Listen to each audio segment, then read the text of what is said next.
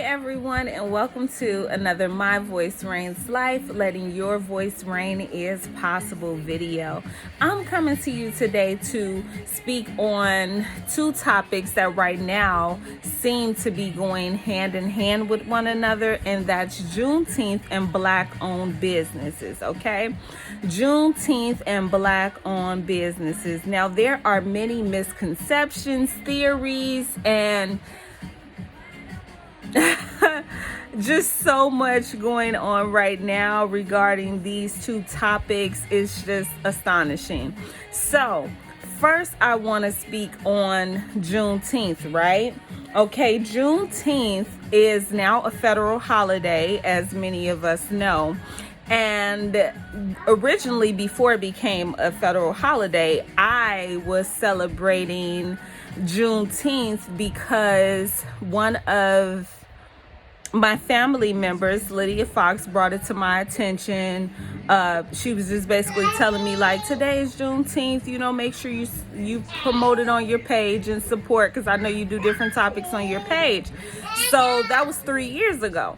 So when she informed me of that, I actually did my research. So come to find out, for those of you who don't know much about Juneteenth, 1865, slavery was abolished, okay? This was the emancipation of, our people, from our culture. Black-skinned people filled with melanin was released from bondage. This was the official date, January 31st, 1865. However, many of our people were not released, okay, because slave owners still felt the need to, keep that control over our people and say, well, hey, I don't have to release anybody. They're my property and I own them. So we celebrate Juneteenth because we are truly free in the United States of America. Now, there's some mixed thoughts about this as well, because a lot of people believe we are not free. A lot of people believe that a lot of the things that we've fought for then, we're still fighting for today. So that's why I celebrate Juneteenth, because it's a part of our culture. It's one of the very few holidays we get aside from Dr. Martin Luther King's birthday. So, it's big for our culture. However, there's this misconception regarding it becoming a holiday, because now you have it where it's being said that there's laws that's going to be passed that's saying that we can no longer teach Black history in the school systems because it can offend other cultures. Now, I have different thoughts about that, some that I won't even mention on this video because I'll touch bases on that on another video. But Juneteenth and Black-owned businesses are now being compared because Juneteenth is also a celebration of culture. Now, many people feel like, when Juneteenth come around, I'm going to support Black-owned businesses. And many of those people are supporting Black-owned businesses once a year during the Juneteenth holiday, okay? And while that is a start, in my opinion, the goal should be for us to come together and support, I have a little salad in my teeth, and support Black-owned businesses as a whole all throughout the year. Why is this the goal?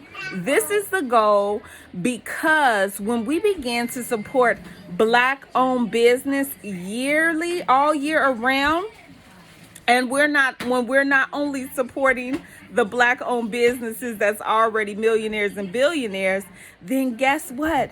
We are being the change that we see because we are directly contributing to our community, okay? And we are allowing that money to circulate and flow through our community, okay? People say we don't have any Black-owned grocery stores. We don't have any Black-owned movie theaters. We don't have this. We don't have that.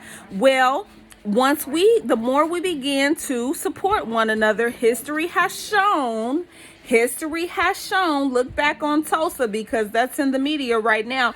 History has shown that our people can build these things that we want, our own hospitals, our own banks, our own grocery stores, our own movie theaters. Okay? So when you're supporting because of Juneteenth, always remember that that's just the beginning. Okay? That's just the start. The goal is to support year round. Now, I know there's some people out there who say, oh, well, I don't support Black-owned businesses because they never got good attitudes. This is the attitude I've heard. I'm emulating what I've seen and heard. They never have good attitudes. Their prices is too high. And sometimes they just not open when I need them to be open. And here's the thing, okay?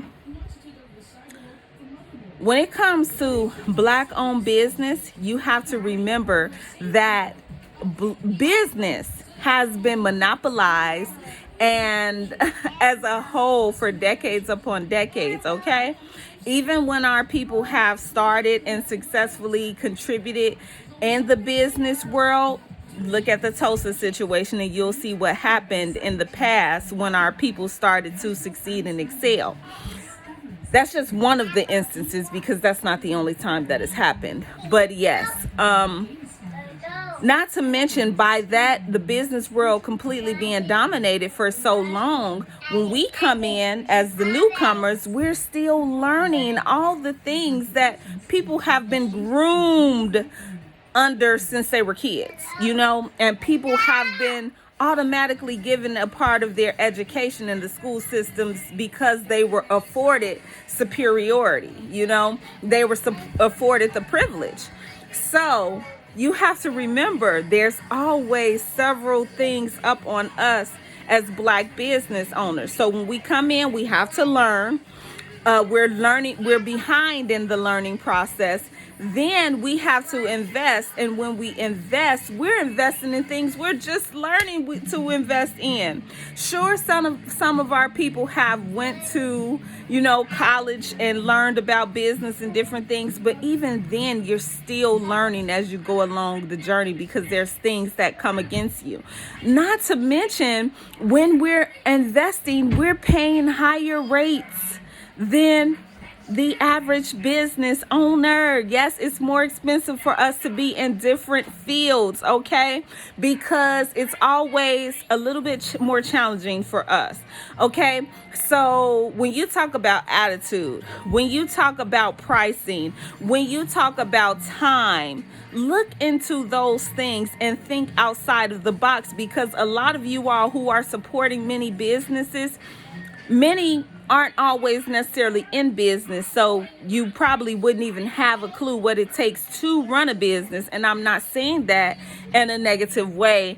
I'm saying that, before you continuously judge, you have to understand that it is twice as hard for our people. And some people won't agree with what I said, but it's okay, because me doing my own research and being aware of what's going on and being a business owner myself, I know what's going on. I'm aware and I'm learning just like any other business owner. And I know it's a process, and I know it's challenging, way challenging than people imagine it to be.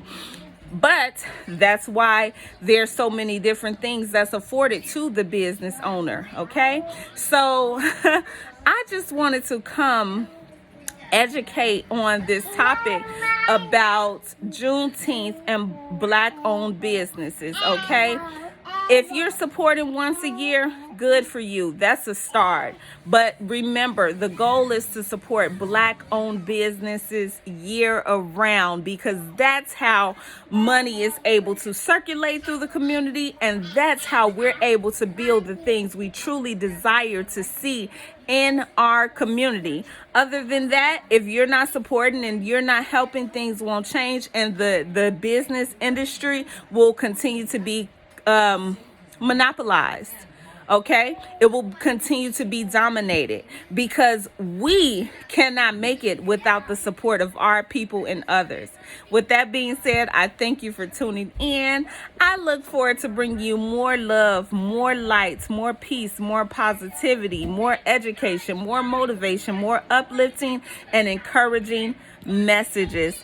Thank you. Always remember to let your voice reign.